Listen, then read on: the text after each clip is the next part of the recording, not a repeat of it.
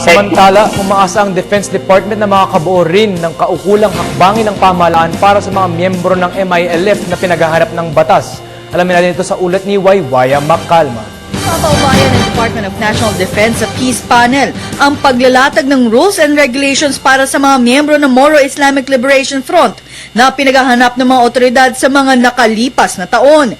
Katulad na lang ang insidente sa Albarca, Basilan na kung saan 19 na sundalo ang namatay noong isang taon ng Oktubre. Ayon sa report, di umano'y magkasama ang grupong Abu Sayyaf at MILF ng salakayin nila ang mga sundalo. Ayon kay Dr. Peter Galvez, isa ito sa mga pag-uusapan at babalangkasin sa paglalatag ng Bangsamoro Framework na uumpisahan sa susunod na buwan. Those are the things that will be discussed naman, no? But we are very positive that all these things will be addressed as soon as we get on the table for those details. So, tulad na sinabi ni Presidente Capilla, we will be definitely looking into the details of these activities, but we end this with a very positive note that everyone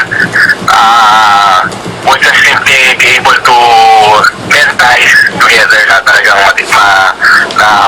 naging very warm ang relationship ng lahat. Umaasa rin ang departamento na matapos ang formal na paglalagda ng Bangsamoro Framework sa pagitan ng gobyerno at Moro Islamic Liberation Front ay susunod rin na magkakaroon ng mapayapang usapin sa New People's Army o CPP-NPA. Of course, that's what everyone hopes to have as an endpoint. No?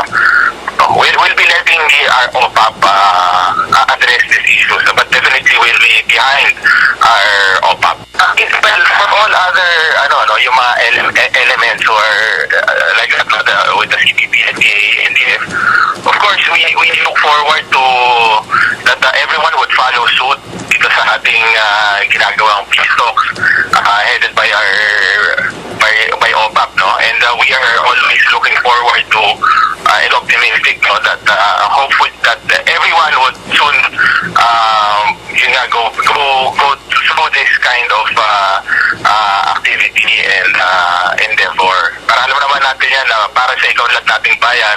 Para sa Telebisyon ng Bayan, I am